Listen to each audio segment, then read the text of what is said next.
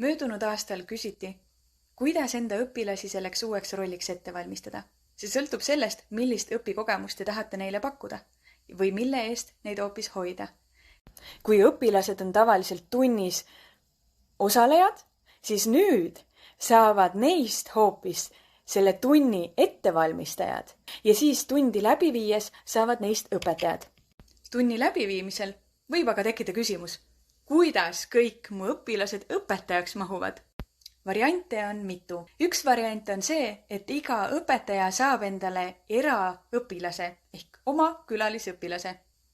Teine variant on see, et õpetajad teevad tandemõpet ja külalisõpilased on väikestes gruppides. Võib juhtuda, et kõik sinu õpilased ei tahagi tundi läbi viies õpetaja rolli astuda, kuigi nad on tundi ette valmistades panustanud.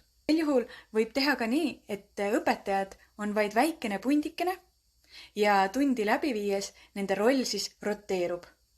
Ja need, kes ei ole õpetaja rollist huvitatud, lihtsalt osalevad kui õpilased. Kindlasti on võimalusi veel. Olge leidlikud ja mängulised, kuid pidage silmas eesmärki. Oluline on pakkuda teistsugust õppimise võimalust.